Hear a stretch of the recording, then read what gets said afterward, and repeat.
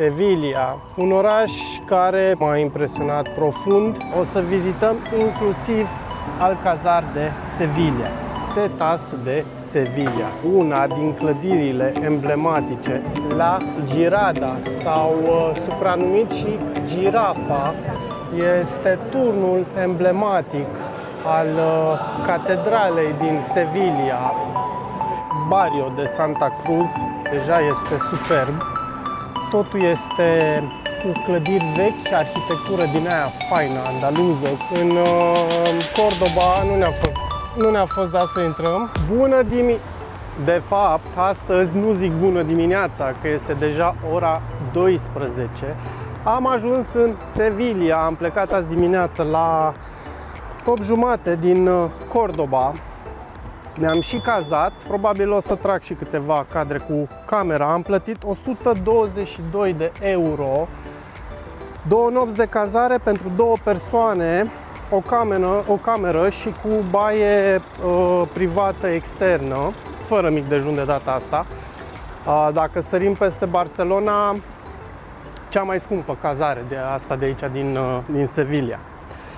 Iar acum avem jumătate de zi să vizităm câteva din obiectivele turistice. Și o să începem cu Basilica de Macarena. Acolo mergem acum. Ne vedem un pic mai târziu. Începem cu un loc mai puțin turistic. Basilica de Macarena din Sevilla este un locaș de cult modern construit de către arhitectul Emilio González în stil neobaroc andaluz între anii 1941 și 1946, dedicat Fecioarei Maria Esperanza de Macarena, fiind unul dintre cele mai vizitate locuri ale orașului. Statuia Fecioarei Maria participă anual la Semana Santa, fiind considerată mama Seviliei. Acesta este un loc ideal unde poți face un popas, evitând zonele aglomerate turistice ale orașului. Ajungem la una din clădirile emblematice ale Seviliei, Setas de Sevilla sau Ciuperca Seviliei. Finalizată în anul 2011 și reprezintă cea mai mare clădire de lemn din lume. Are o înălțime de 26 de metri și este formată din 6 ciuperci sau 6 umbrele care acoperă o suprafață de 150 pe 70 de metri. Plimbarea pe sub ciuperci este gratuită pe această promenadă, dar se poate urca și în 2 sau 3 din ciuperci, contra cost, bineînțeles, biletul de intrare costând 15,5 euro.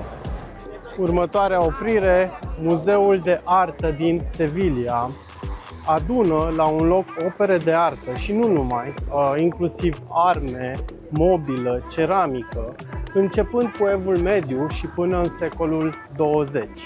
Locația, clădirea unde se află acest muzeu de artă este la rândul său impresionantă, pentru că aici în trecut funcționa inclusiv o instituție religioasă. Iar interiorul clădirii este în sine ornat cu fresce și picturi.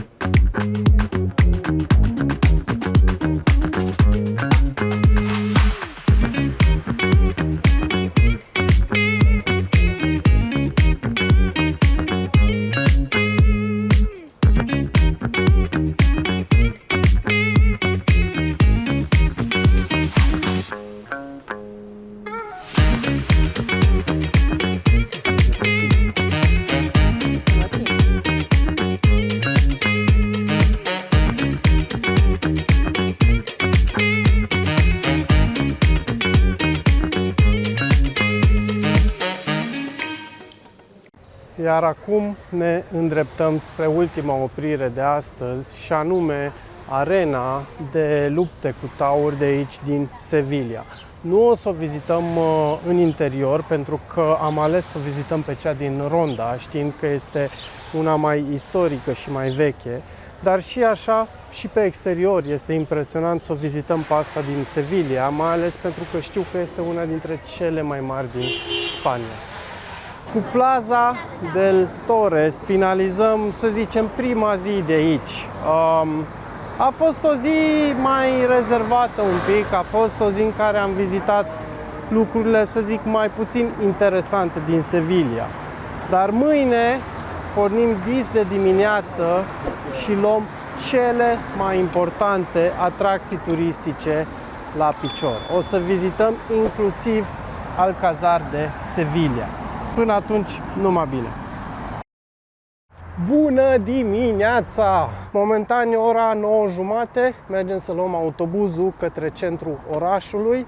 Un pic frig, sunt vreo 13 grade, dar o să se facă super fain. Am văzut chiar vreo 23 o să fie pe la amiază. Ne vedem la primul obiectiv.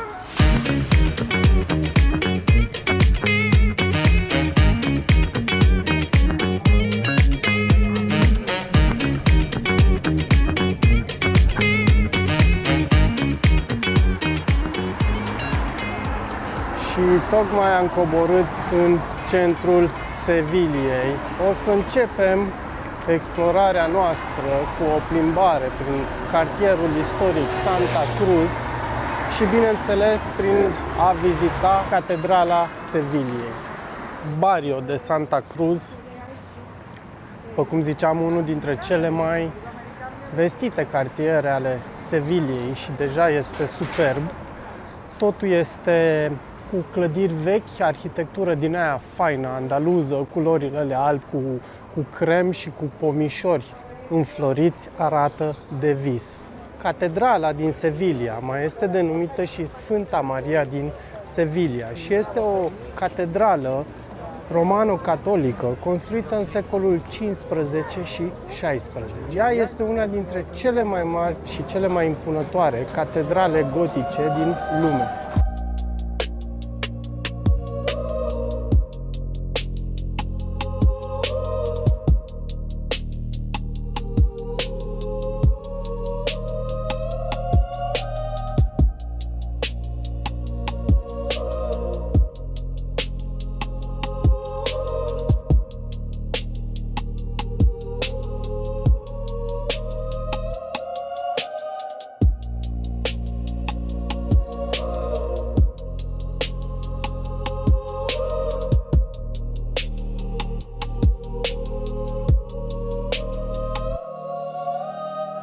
La Girada, sau supranumit și Girafa, este turnul emblematic al catedralei din Sevilla. El a fost construit în secolul 12 și inițial a fost turnul unei moschei, după care a devenit clopotnița catedralei. Iar acum mergem către Archivos del Indias, una dintre cele mai importante clădiri din Spania, pentru că aici se regăsește cea mai mare parte a arhivelor spaniole. Toate documentele Imperiului Spaniol, începând cu secolul XV și finalizat cu secolul XIX, se pot găsi aici în Sevilla. Clădirea a fost construită în anul 1785 de către Carlos al III-lea pentru a aduna într-un singur loc arhivele dispersate în toată țara. Clădirea este o instituție publică, dar în același timp poate fi vizitată. Anumite secțiuni pot fi vizitate inclusiv de turiști și îți arată un pic despre istoria arhivelor, cum se țin arhivele și cum au început să se țină. Îți arată inclusiv cum arată rafturile unde sunt arhivele și ajungem chiar și la epoca modernă, de exemplu, cu calculatoare.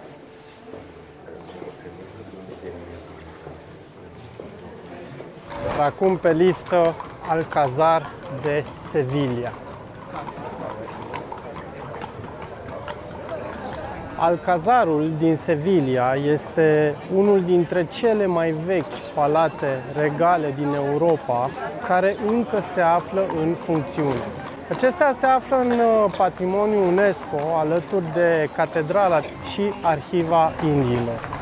Astăzi servește ca reședință oficială pentru ceremoniile familiei regale din Spania, iar în sine Alcazarul este un complex de clădiri și grădini, inițial construit de către islamici, iar mai târziu fiind transformat în palat regal spaniol. Ce face Alcazarul din Sevilla mai special față de altele din alte orașe este faptul că este unul dintre, dacă nu cel mai mare alcazar, și îmbină extraordinar de frumos stilul islamic-musulman cu cel creștin-catolic, lucru care l-a făcut să fie acceptat în rândul monumentelor UNESCO.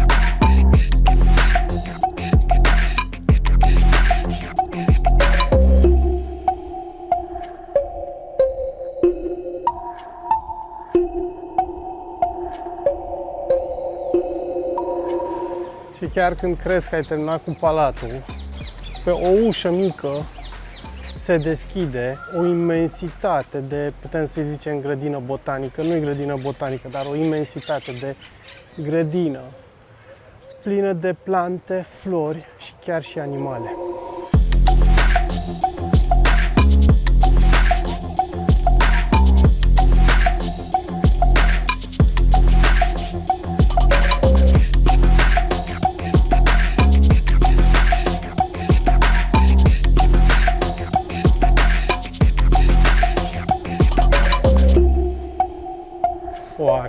Foarte mișto grădinile și clădirile. Compar acum doar cu ce am văzut în Granada, deși în ziua respectivă era mult mai urât afară. Ca să adaug, parcă ar trebui să întrețină un pic mai mult grădina. Nu știu, e o părere personală. Asta de aici? Da, pe asta de aici. Comparativ cu cea de la... Da, dar e și mult mai mare. Da, e mult mai mare, dar acolo, știi, grădinarii lucrau non-stop. Era parcă o grijă mult mai mare la aspectul acesta de a îngriji, de a tunde, de a vopsi, Totuși e primăvară, acum trebuie puțin să cosmetizezi. Și totuși, clădirea, palatul în sine e mult mai frumos și mai spectaculos datorită brizurilor și... Păi da, palatul în sine cu arhitectura islamică, da, e inconfundabilă. E foarte în detaliu, asta te atrage. Foarte, foarte în detaliu construită. În Cordoba nu ne-a fost dat să intrăm. Da, intră rațele noi aici. Intră rața în mine. În Cordoba nu ne-a fost dat să intrăm pentru că acolo era închis. Nu pot să zic neapărat că îmi pare rău, pentru că te zic că este de ajuns. Acum am o pauză, mâncăm ceva și mergem mai departe. În spatele meu, Plaza de Spania. Piața este construită în parcul Maria Luisa și a început construcția în anul 1914 și a durat până în 1929. Ea a fost construită pentru expoziția iberico-americană. Aceasta are un diametru de 170 de metri, aproximativ 50.000 de metri pătrați ca și suprafață și este înconjurată de un canal lung de 515 metri. Un canal care este străbătut de 4 poduri menite să reprezinte cele 4 regate. Următoarele 2 opriri le facem în Parcul Maria Luis și în Plața de America.